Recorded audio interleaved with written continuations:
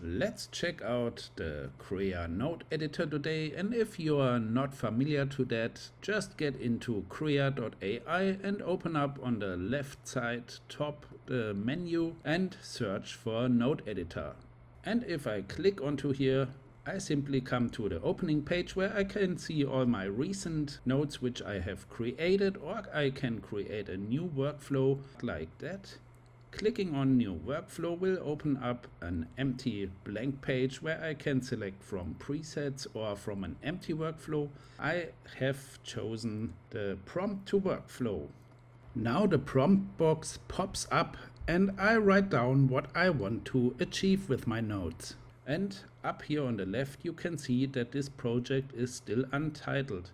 It makes sense just to click into here and give it a certain name so you can refine it later on much easier than before. If I gonna go to the icon menu on the bottom line here in the middle, I can find again that prompt to workflow, and I will gonna write a command which tells the node editor the text to workflow what kind of things I want to achieve with the nodes. And let's have a view. If I now copy this into my text box, I get exactly what I want. So simply write down your desires and insert them into the text box and just keep on moving forward. If you're ready with whatever you want to achieve with the nodes, click on that little star icon and it will generate you a complete preset, which you then manually have to check or maybe repatch a little bit. And all of a sudden the magic is here and I see a complete patch of nodes, including descriptions of what I wanted the node editor to do. And right now I could just say I use a picture of whatever I have in mind. I just select this picture as I like that pretty much.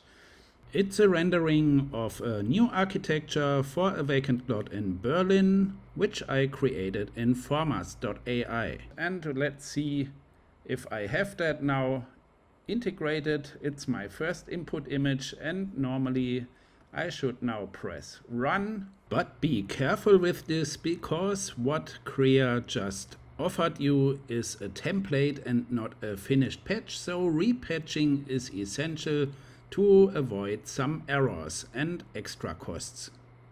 What you can see now is that I resorted my patches to get a better overview, and I just show you where I start. I have this file here as an input image. If I click the X, I can delete it and just change it to a different file. Then it's making a first approach of step 1. Write a press release text and analyze the input image and generate a professional press release. So what can I do with that is here seeing what the AI spits out from my input image, and I could copy paste that and also check that you don't use placeholders within your text. Always check that it's your own data. In the second step, I want it to become a reusable prompt, and by that I could create something similar, but just by using this little text here and then checking out if I put that into Midjourney or Krea or Formas in combination with image references or whatever I have in mind, it can become something really similar or something totally different. In the third step, I wanted it to become a really quick, readable, short press release text for social media, and that's what it spits out. And interesting is that I asked also for 5 most relevant hashtags, and it gives it the hashtag design goals, cityscape, innovative design, modern architecture. You can just copy paste that and use it, for example, on Instagram or TikTok or any other social media platform, and then go ahead with the next point. I have patched that little output here to every single input of the first input image in the node, and if you can't see that, it's always hidden into the settings. And if you don't see it, just click drop down menu and click on the output of your first image. That's this blue point, and then attach it to the input of the first row inside the settings. So it's making sure it's well connected. Sometimes the preset just doesn't connect properly. That's what you have to patch manually, but already the prompt is quite good written, and by that we get the version from the hotel at nighttime. If I want to see that in huge scale, I can already click on that one here where I see what is created, what are the dimensions, and it's already quite cool. 2560 by 1440, and I could also use that as a upscale version or whatever I have in mind. If I have generated a couple of run workflow options, here is the library on the bottom to click through the images, and already you can see if the result matches or if you have to change to a different modeler which maybe might fit better to your needs.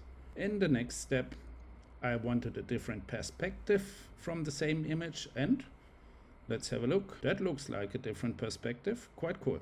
Okay, in the sixth step, I wanted an aerial view looking down onto the architecture, and it already did that with Seedream 5 Lite. And the good thing about Seedream 5 Lite is that there is a quite good consistency, and it only takes a few compute units, so the result is not that expensive. Like that, you can create a couple of different shots and then morph them together in the video editing mode. I could have added that as well as a special node then from image to video, but not always everything is necessary depending on what you have in mind. Also, the blueprint version is quite interesting to see. It's becoming a sketched theme, and that helps to get more proper drafts for your next model steps. This was a quick journey into the Krea Nodes editor, and I hope you had fun watching it. Thanks and good night. Vision Machine.